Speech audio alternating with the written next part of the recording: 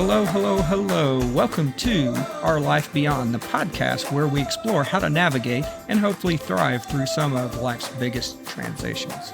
I'm your co-host, Scott Dibben, and I've teamed up with my great friend and mentor, Connie King, to share some stories, strategies, and insights that helped us adapt to the ever-changing seasons of our life. Whether your life transition is divorce, death of a loved one, switching careers, moving to a new city, or just trying to figure out what the hell is next, we're with you every step of the way. But always remember, we're not therapists, just fellow travelers with a knack for finding humor in the chaos, and maybe some untraditional method of overcoming what life dishes out to us. Hopefully, you'll have fun embarking on this journey. So now, let's get started. This episode of Our Life Beyond is proudly sponsored by Habit Coffee Company. Located right off Highway 60 in Rogersville, Habit Coffee is more than just your average coffee shop. They serve up delicious, scratch-made breakfast and lunch options daily. And they even specialize in catering local events. With their state-inspected kitchen and a passion for quality, every visit to Habit Coffee is a treat. Now that the construction is complete, getting to Habit Coffee is easier than ever. Stop by, and during the month of October, mention Our Life Beyond to get a 10% discount off your coffee order. Thank you to Habit Coffee for being a proud sponsor of Our Life Beyond. Make Habit Coffee your new habit today. Well, hello, Connie. Hello, Scott. How are you? Well, I'm starting to feel better. How are you today? I'm doing really well. I'm excited for today because this is kind of our origin story. Yes, it is. What we're talking about. So today we have a 2-part series that we'll be talking about, well, today and next week, where we'll be diving into the world of online dating. So this should be really fun. You and I actually became incredible friends because of online dating. Yes.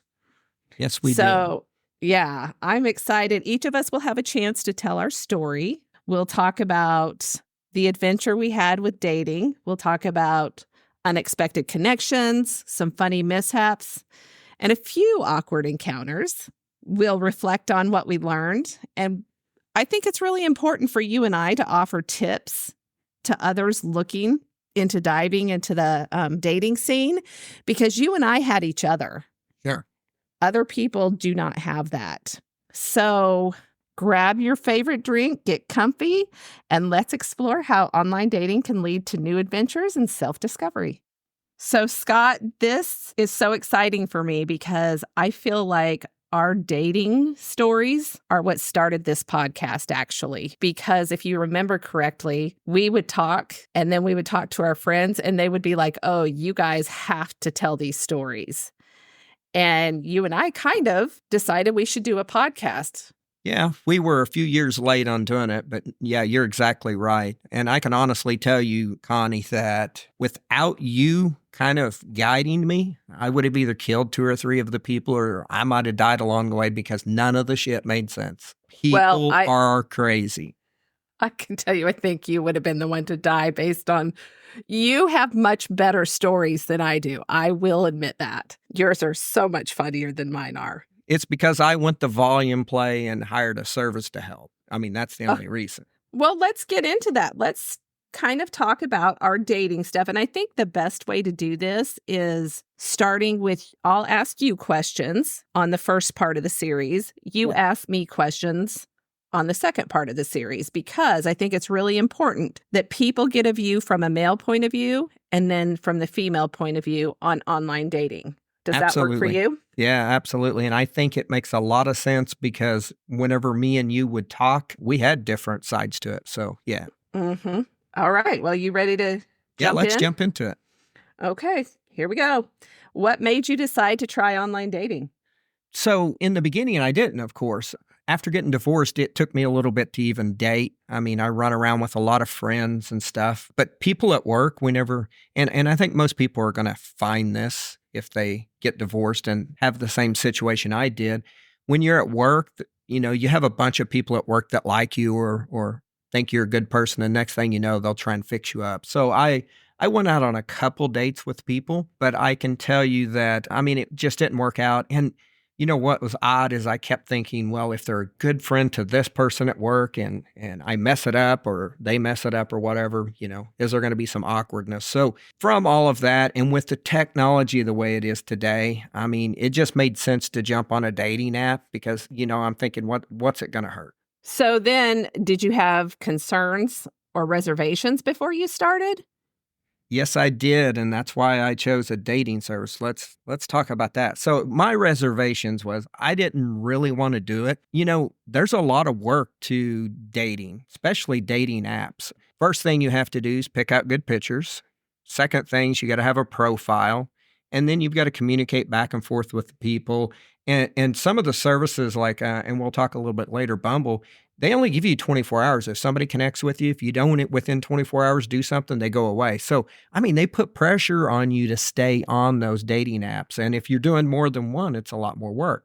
So I ended up going out and finding, it was called a matchmaking services. It was a subscription, every month paid for it. And they did all of the ghost writing of my profiles, the pictures that I sent in. They're like, nope. They made me go get professional pictures, and then I sent those in, and they cleaned them up. And so someone professionally done all that. And then when I got out of the matchmaking service, because I didn't keep it forever, that's not how I found Ellen. I was able to keep those profiles. So that was my biggest reservation is how do you set this up and set it up to where it seems interesting? So that was one platform you used was the dating service, correct? Yeah, I use the dating service, Illinois. but what happens is that this dating service, and it's interesting, they actually analyze your area and they pick out what dating apps have the most people in your area attached to them. Bumble was one of them. They put me on something called Elite Single. They put me on, what is the other big one, Connie? Do you remember? There was Match and Hinge. Match. I never did Hinge. They put me on those three. They want to put you on more, and I said, no, just three. And now you have to pay for all of them. And I can tell you, Elite Single was $80 a month, for instance. It wasn't cheap. And then you got to pay for the matchmaking service, which if I told you how much it was, you would think I was crazy. But so I was actually on the dating apps, but I wasn't. They set up all my profiles, my pictures. They would send me all my possible connections, I guess, in spreadsheets, and I would look through them and say, yes, no, yes, no, yes, no. I picked them. And then from there, they would go after those people. That's right up your alley. Oh my gosh, that cracked me up because that is so you. And as soon as they got a connection, I still didn't message them. They messaged them with things that I mean, it was quite a service with things that they thought I would say because they interviewed me. I mean, they went through my closet. They did all sorts of things, but they interviewed me and they would ask, where do you want to have drinks? Where would you have dinner? And I had to set up a calendar with them, a Google calendar on days I was available. And I didn't have to do anything until they had me meeting someone somewhere. And at that point in time, they would say, print off our chat and make sure you know the chat before you go get in front of them because you're going to look stupid. Because we built you up really big and now you've got to show that you are that person. That's hilarious. But I did that for about 7 months, 6 months. They tell you it only takes 3 to 4. And then I got off of it just because the volume play. I mean, I was dating 21 times a month. I mean, I drove all the way. You had to put borders out there and everything that you didn't want to go any farther than here. I ended up in Columbia one night at 6 p.m., which meant I had to leave here at 3. I drove all the way up there to a Lone Star Steakhouse or something like that. And I remember opening the door, walking in, hearing somebody at the bar cackle. And I'm like, that's my fucking date, I bet you. And sure as shit it was. And I just drove 3 hours to find her. So had you not talked to her previous or had you only talked to her online? No, that's the thing. I didn't. The service did. I did nothing. Shit. They did all the messaging. They did everything. They contacted me. They would put an invite on my calendar and I'd look at it. And then they would contact me and say, you've got a date with her at 6 p.m. at this place. Don't be late, basically. So they were basically blind dates for you? Yeah, 21 times a month. Well, 15 to 21 times a month. I don't think I ever had under 14 dates a month. It was a volume play, let me tell you, and I was wore out. Yeah, no kidding. That was expensive too. Not Yeah. just because you mentioned the platform was, but did you pay for all the dates too, for the most part? Oh, yeah, absolutely. The platform cost you let's just say a good TV a month. Holy crap. So once you got off that platform, And I what did, yes. what platforms or what apps did you use? Which ones were your main the main ones you used? Yeah, so I ended up going to or I stayed with Bumble. I changed everything about it because it's not that I felt it was wrong, but I felt like, all right, I need to be true about it now because it's not and it wasn't a game before, but I don't know. I just got more serious about it. So I went in and cleaned my profile up. I left some stuff they had and pictures, of course. But Bumble was a big one for me. And then I found one called Fitness Singles that they didn't connect me with that I got on. And I did a couple dates from there on Fitness Singles. Oh, okay. Got it. Which one of those was most effective, do you think? The for what you were looking for? Yeah. So for me, honestly, Bumble was much more. The person that I met on Fitness Singles, I ended up meeting him.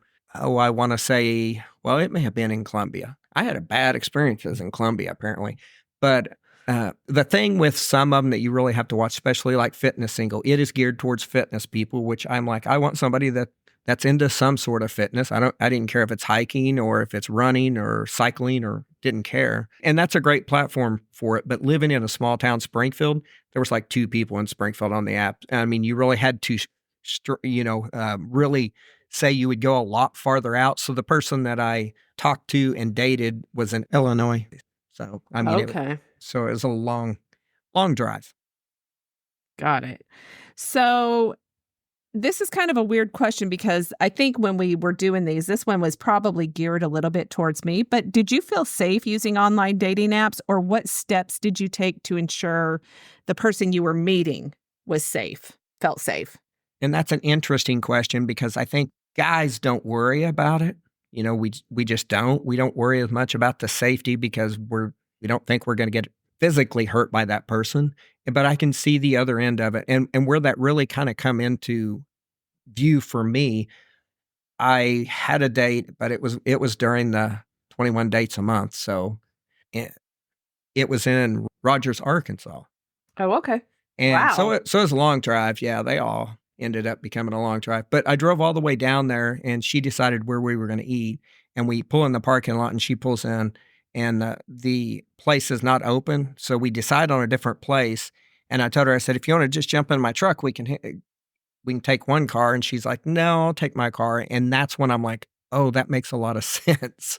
Yeah. I didn't think about that. But, you do have to be very aware because you don't know who's on the dating apps.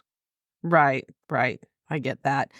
So let's move on to actually getting on the app, putting your profile out there. Let's Okay. start there. Okay. What role do you think photos play in how you perceive potential matches? Okay. So I'm going to do this 2 ways. What do I think I would do to put mine on there and what I would expect out of a woman, which is almost different, Okay. oddly Let's hear enough. that. This is interesting. And once again, on this dating service or matchmaking service is what it was called, they actually had me work with this coordinator that talked about the photos. So there was a lot to that. And what she told me for a guy, which I would agree with, don't have a photo of yourself that's going to be on a dating website that shows you holding a fish because every guy out there has it. Don't be holding a gun because 50% of the population will like it, 50% won't. And the 50% that like it don't really care that you've got it. But guess what? They don't want it. So don't be doing that. Nothing that's controversial. Don't have pictures on there with your shirt off and you're in a gym. It's, it's just don't do that. And not that at the age of 53, I would do that anyway, but that is a lot of what guys do. So other than that, they want you in a professional environment. They want you doing a hobby, which, like she said, do you want to be on a motorcycle? Because I've got a Harley. Do you want to, maybe you finish in a race because I was doing a lot of running. Stuff like that is what I would put on there. Now I'm going to go to the other side, which is what I noticed on the female side that I would say don't do, in my opinion. And Connie challenged me on this, but I'm only one guy here, Mel, and this is only my opinion. It depends on what you're looking for, but if you are not just looking for a one-night stand, we don't need a picture of you at a 30-degree angle above your head, a selfie with you looking up with a sports bra and yoga pants on. Does that happen a lot? Well, whenever that matchmaking service sent me all of them, I could click through all of them very quick. I bet you 5 out of 10 were like that. I bet you 50% of them. And you know what? The thing is, everybody does that. And that's one thing they told me is you don't want to be like everybody else. I mean, these dating apps, as crazy as it sounds and as almost shameful as it is a volume play. Think of how many people, and you've got to stand out from those people. What was your thought when you would see that? Not just the not standing out part, but did you get any kind of feeling like, oh gosh, she's going to be a one-night stand or she's going to be more long-term? Did you assign any what they were looking for to that at all? Well, more of how much fun that person's going to be in life, because I wasn't looking for a one-night stand. I wasn't looking for something that was just going to be fun for a couple of weeks. And it's not that I didn't expect each one of them to be long-term, but I wanted somebody I was going to enjoy being around. And in my opinion, and I can say I went on a couple of these, if not 20, when you found those people, those are the people that spent more money on makeup and shoes than I made in a year. I mean, they're high maintenance, in my opinion. And that's what I would always, they're the one that would make $28,000 a year and somehow be driving a BMW. And you're like, holy shit, how are you doing that? I can't, but you can. Probably because I'm paying for a fucking dating service. Go ahead. Are you angry about this dating service? Well, I should have been able to take it off on my taxes. That's all I'm saying. Okay. So what qualities were you looking for in a potential partner? Now, I'm going to preface this because you have a really great system, or you had a great system. So can you kind of talk a little bit about that? Yeah. So when I was in therapy, I was trying to figure out what I needed out of somebody, because I didn't want to keep going through women and, have bad experiences, because I knew I was getting to the age I wanted to find who it was that was right for me. And I started creating an Excel spreadsheet, and anybody if Jeff's around, he would love this. You probably won't, Connie, but it was an Excel spreadsheet, and I would list out my want or needs. And, one of them, I mean, for obvious reasons here, Connie, is they have to allow me to have girls as friends. A lot of women do not like that. I mean, they just don't. One of them was that they needed to be active.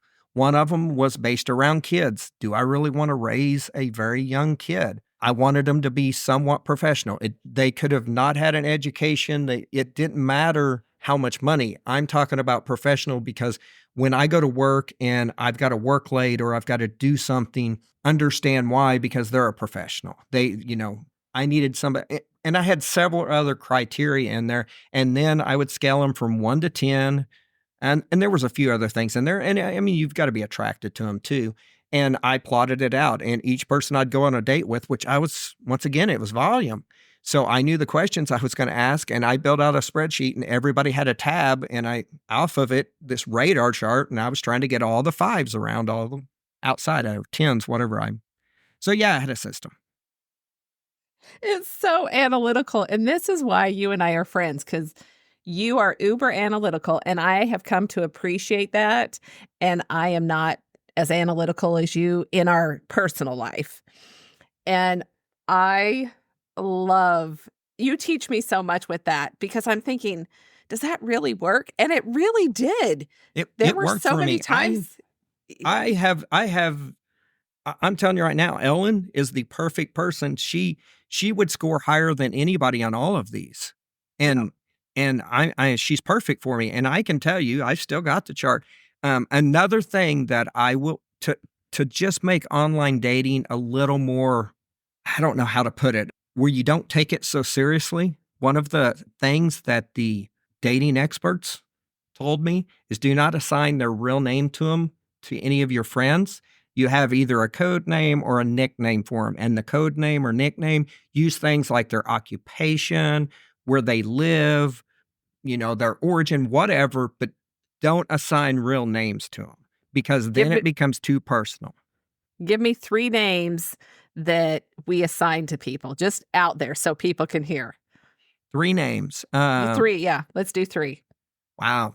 I'm trying to think. Well, first of all, let me go back to, I can tell you how serious it was with Ellen when I met her. Her nickname, and it still is today, and she makes fun of it, is Elaine. It's so close to being what it really is. She even signs all of her cards Elaine. So that was pretty good. Let's see. There was... I'll name some because I can think of some. Yeah. DC chick. Oh, I forgot about There was Australia.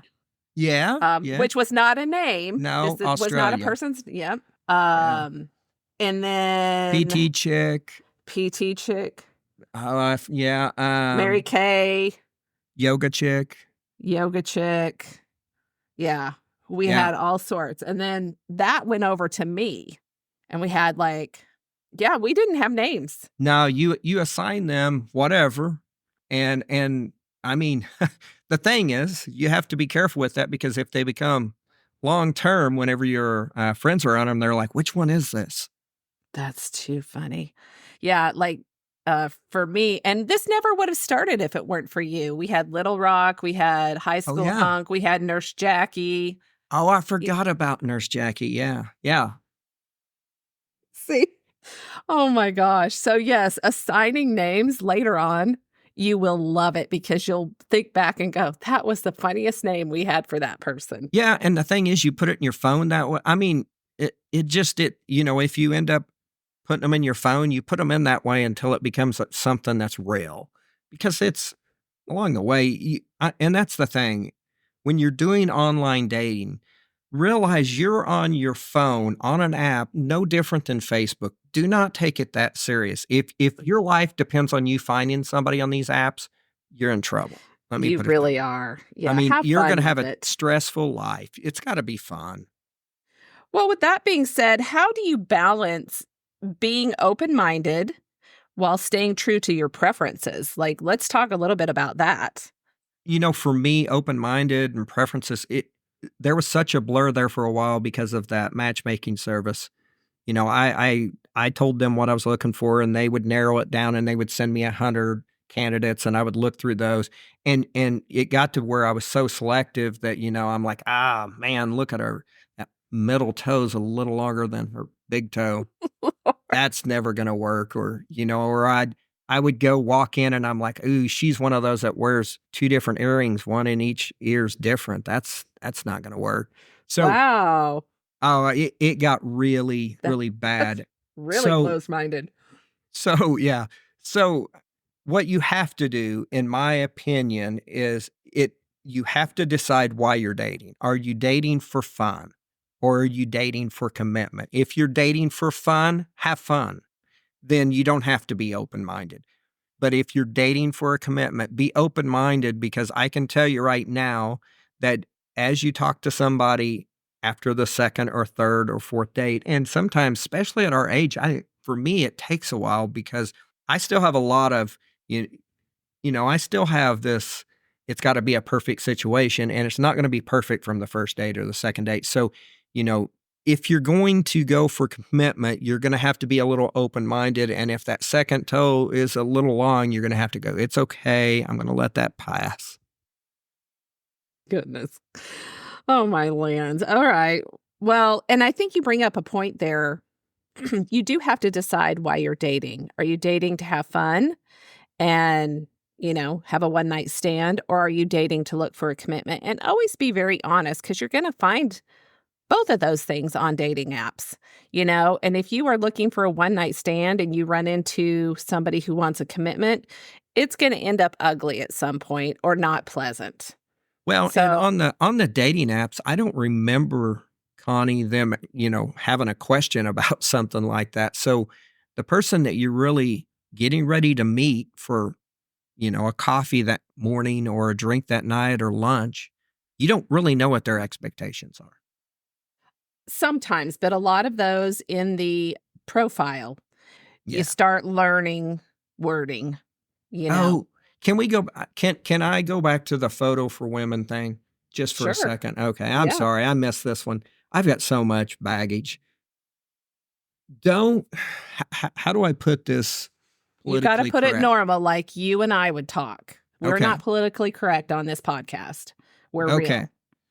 I went on a dating app. I found someone, and the pictures were very nice, and I'm like, this is going to be great. When I walked in, I looked at her, and I'm like, those pictures were from 2011, and I'm dating you at 2022. Do not Was put it pictures in that are 11 years old. Every one of them, I promise you, they were so much different. yeah. Either that, or maybe she just aged really bad in the last, but there's just no way. There's no way.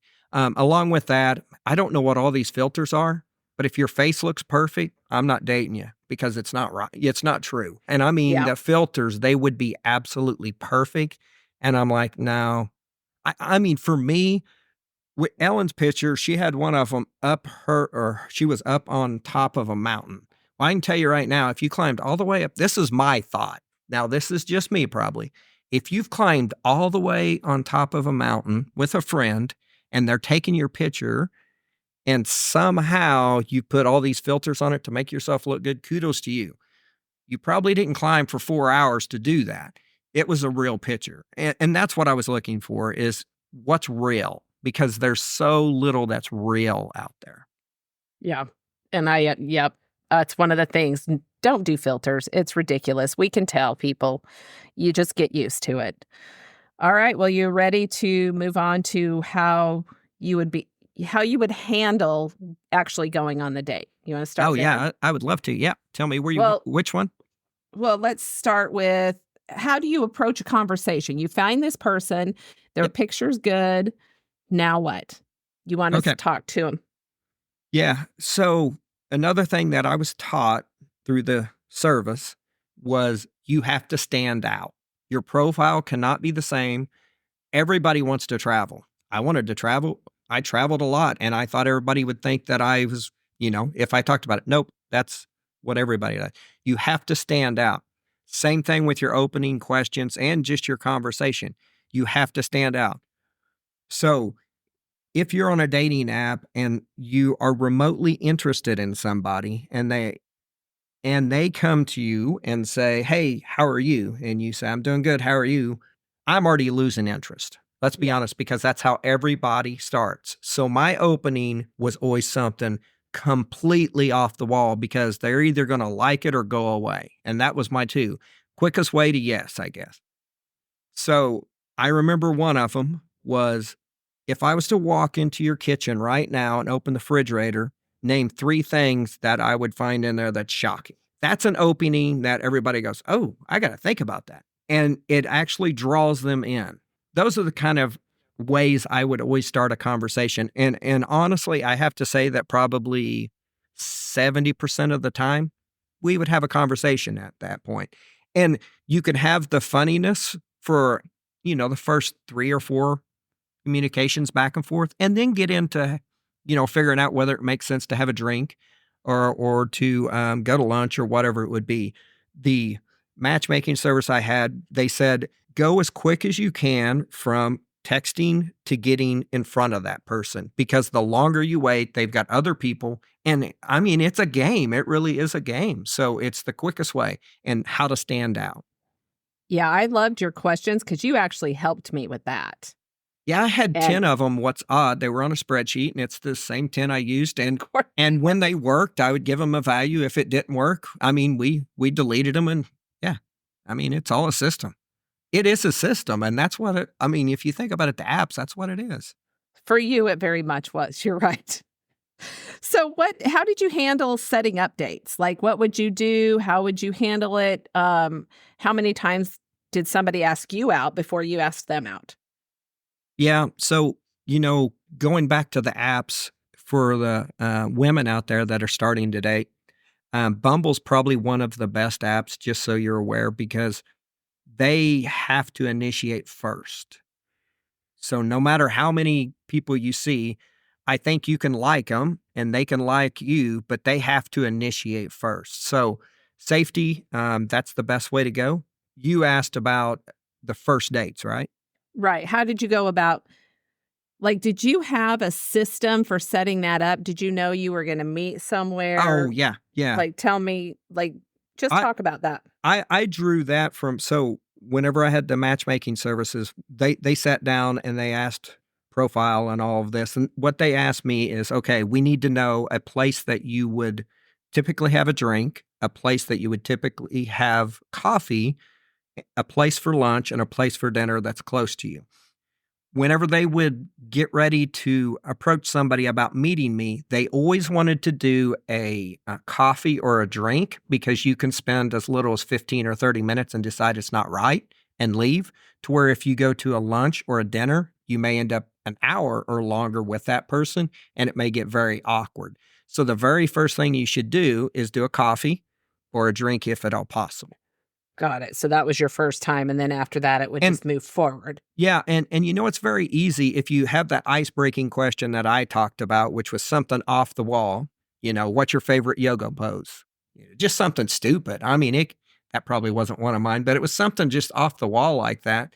And then you can get into a real conversation within 3 or 4 messages. I mean, I automatically said, what do you think about coffee, this weekend, or whatever it would be. That's how I tried to approach everything. Or do you want to have a drink after work sometime? Nice. Yeah. I always loved that. And I can't wait to talk about what I would do to people for expectations. But now we're getting into the dates. So this is where the fun really starts. And it really, for you and I, started. So tell me some fun experiences or positive experiences you had while dating. Oh, there was just enough positive experiences to make me believe that it was worth continuing on. But yeah, there was What was your most fun besides? So we're gonna get rid of Ellen, as far as Sure. we know she's perfect. So, Well, and that's sure. literally true. I'm not saying that to be ugly at all, but so she's not included in this. Tell me what one of your most fun dates was and why. Okay. So one of my most fun dates, well, I'm gonna give you 2, I think. One of them was from Harrison, Arkansas, I should say. I went all the way down there, had an absolute blast, but communication was good. There was no chemistry whatsoever. Had so much fun. She talked about her kids, showed me her kids. It was almost like you was meeting an old friend, if that makes sense to you, Connie. Mm-hmm. We had this great time.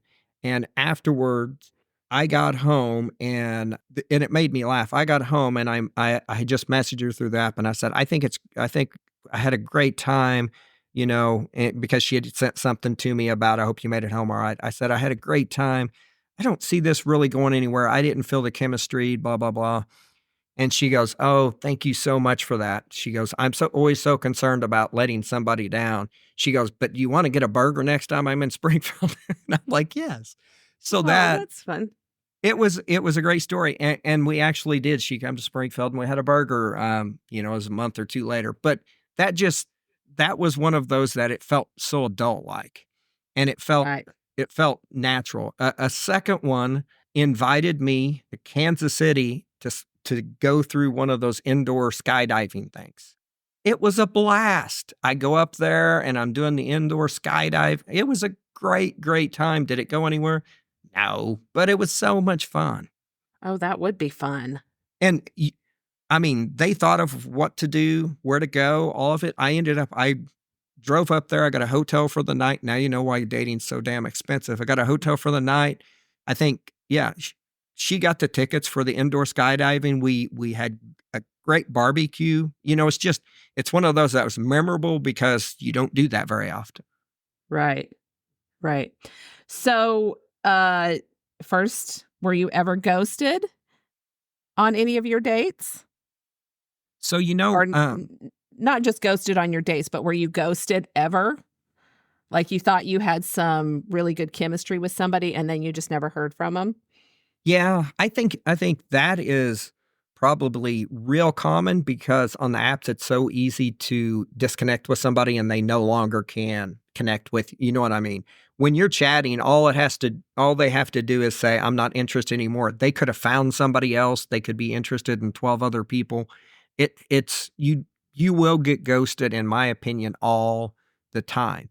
Now, I'm going to tell you a story, but it's more of me being stood up than ghosted. But there was one woman that I agreed at 9 a.m. to end up. I think I was meeting her in Joplin for coffee, which once again, coffee gets you, gives you 30-45 minutes at the most. You can extend that, but it gives you that easy way out quick if it doesn't work out. So I messaged her on a Wednesday or Thursday, hey, is everything good? She goes, yep. She lived somewhere in Arkansas, so we was kind of meeting in the middle. I get up a little bit late on Saturday and didn't realize how far it was going to be, and I drove like hell to get there. I ended up getting there just right on time, and I'm sitting there, and I'm sitting there, and I'm sitting there, and 45 minutes go by, and I'm like, so I start messaging her. And the only thing, you can only message through the app, because of the way these are set up, which is a security. Me having a company phone forever, I didn't have that on my phone. I only have it on my iPad because you don't put stuff like that on a company phone. So I drag my iPad out and I start messaging her on it. And she's like, oh, yeah, I forgot about it. Can we do it some other time? And, oh, that pissed me off. You're like, fuck that. No, you can't even No, I take the mean, time to come. yeah, one and done. No, I drove over an hour to have a coffee with somebody and the coffee was shitty and I had to drive back home. No. So, did you face any huge challenges or disappointments besides just those little like ghostings? Or was there anything that you were really just heartbroken over or an experience that you were like, what in the hell? I've got a what in the hell, that's for sure. Is this the one that was my fault, by the way?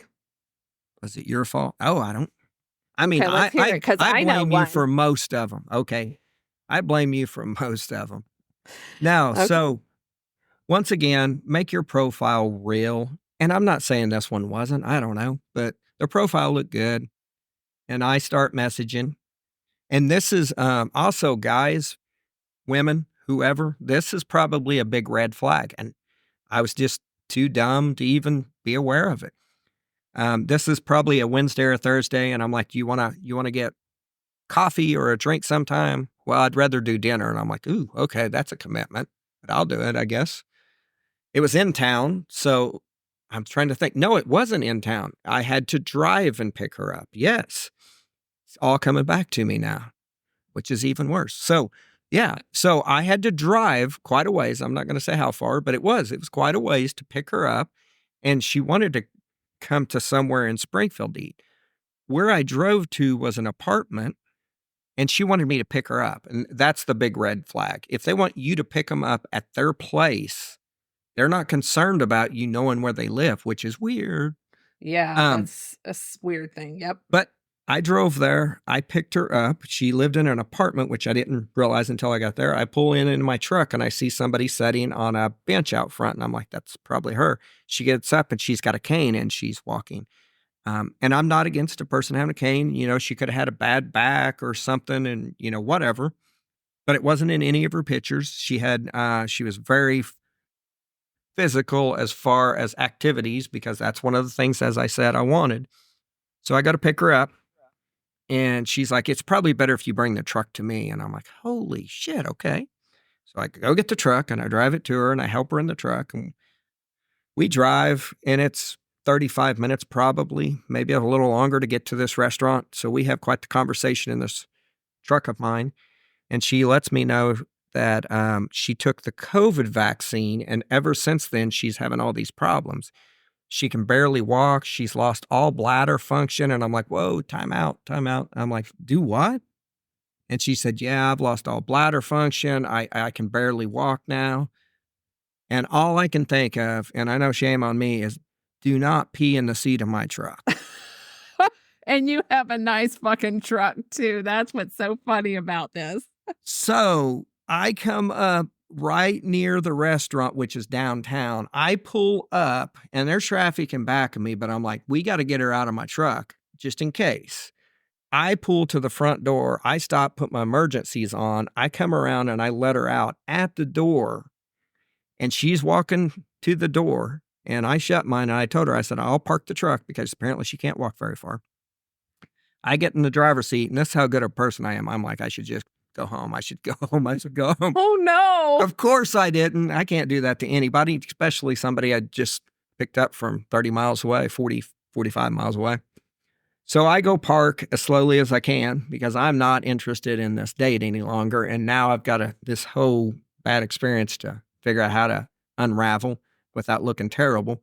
So I go into the restaurant and we have a dinner and we talk about things, and it goes from bad to worse. I mean, she tells me how, she really thought she was a lesbian for a while and her family wouldn't accept her being a lesbian. And I'm like, whoa, okay. This is a first date, Connie. First date. And we finally get done with dinner and I'm like, well, you're probably wanting to get home and everything. She goes, oh, no, can we go to the bar next door? And I'm like, well, shit. Guess. I mean, it's probably the first time she's been out of her house in a while.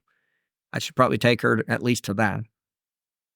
So we go next door to the bar and we're sitting there and I have a beer and she has a beer and she's sitting there talking and we're chatting it up. And she tells me, she said, I remember when I used to live in Springfield. She said it was just a few years back. She said, I was downtown here and this is the reason I moved from here. I was downtown. And she said, I got mugged and a guy took my cell phone and I ended up with herpes. And I'm like, where do I go from here? I promise you this, I couldn't make this shit up. Did she mean she got raped or just from the phone? I don't understand. Well, Connie, at this point, I really wasn't that invested. I mean, I'm thinking that maybe she was just trying to keep her phone and she was off. I don't know. Maybe she was offering that instead. I seriously, I promise you, I don't know, but that is what she told me. And I'm like, you have the worst first date etiquette I have ever had in my life. So we had that drink. I go get my truck, pull up, pick her up again. And I have never drove so fast in my life to get somebody back home. Oh, no. So that was the biggest disappointment. I mean, there was a lot of disappointments, don't get me wrong. With that online dating service that I did, I mean, you can just expect with 21 dates a month. I mean, you walk in and you're like, oh my gosh, let's have a quick coffee and let's go. Or you'd be sitting there talking to somebody and it's just, dating's tough. And don't ever think that the person you're getting ready to go meet is the one, or you're going to be so disappointed. I mean, you've got to enjoy meeting new people and just see it as a new experience. You really do. And you were so good. You were such a mentor to me on dating. I do want to tell one funny story. To me, it was funny. Yeah. I don't know that it was as funny to you because... Is this on me? Did I do? Yeah, this was... remember the night we went to a concert? It was a bunch of us.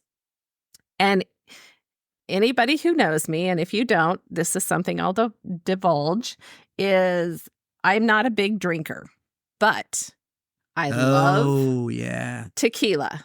And anybody, if you go with me to a bar or to a concert or something, I'm always going to buy one shot of tequila for the whole party.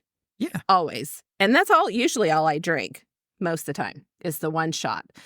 So Scott had brought a date and we were there with a group of people actually. So I was like, okay, everybody, shot of tequila. And I mean, we were asking. And I think she said, oh, I don't think so. And I was like, oh, come on, you can do a shot of tequila with us, and I don't think a thing about it because I can't tell you how many people say, oh no, I'm not doing a shot of tequila, but I buy good tequila. And people always go, oh, that was good. So I love that I get to share that experience. So I was like, oh, and she was like, okay, I'll do it. So we all did the shot. Life is going on in this concert, and it was packed. Yes, it was so packed. And at one point, one of our party, like you and her had gone off to go dancing or just get eaten up by the crowd. I don't know what was happening out there on the dance floor.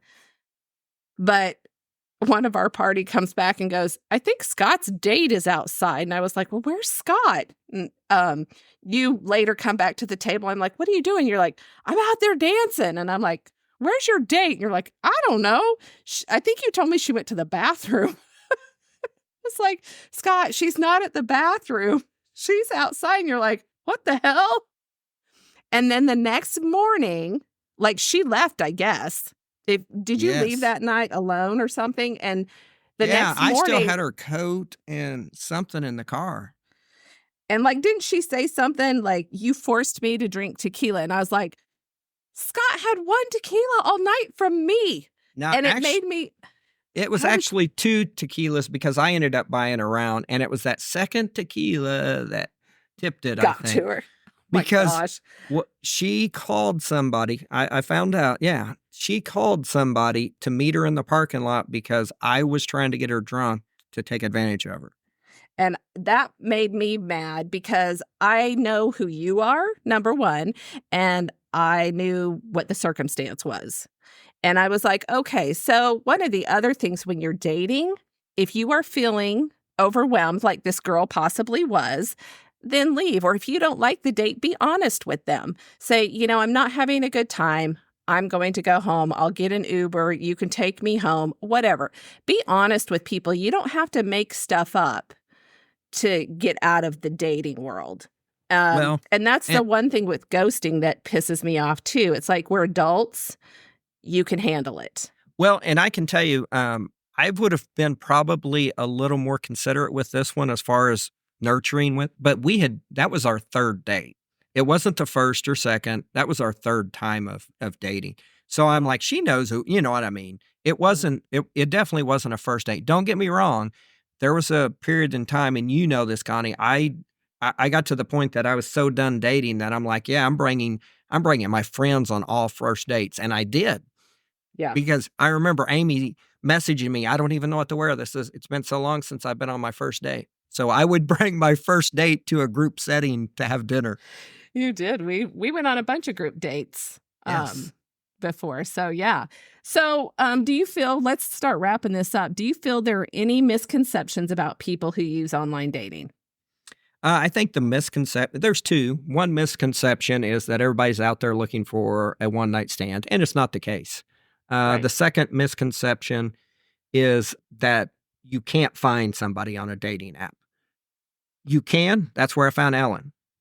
And yes, you absolutely can.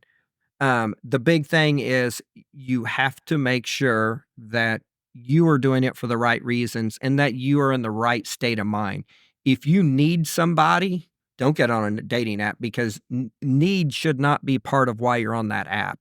It should be a want to meet people to maybe find somebody because it is a process. It is a long time. You're going to go through a lot of people. And I think as a woman, and Connie, you may say I'm incorrect, but talking to a lot of the women, you're going to be overwhelmed as a woman because you're going to get 300 likes and you're going to have to go through and go, oh my gosh, I don't even know what to do with this. Yeah, if you are a people pleaser, don't get online. Don't get on an app. Don't do online dating.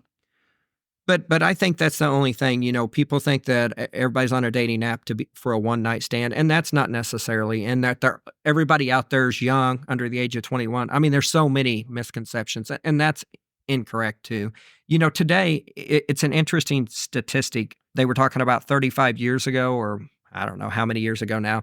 They said that average person would end up marrying somebody from work they went to school with or someone in their community because those are the only people you were ever around. With dating apps, you can set up, once again, with the service that I had, I dated everybody within 3 states if I wanted. I mean, think about that. You can meet people, depending on how you want it set up, at least 50 miles, you can meet somebody that you have never even considered going to that town. So for me, it was kind of intriguing because I love meeting new people and understanding their experiences. But also, I had to be very careful because I made a lot of them very, very upset because I wasn't after the same thing they was. While I was out there to have fun and figure out if it was going to work, they were there because they thought this was going to work this time.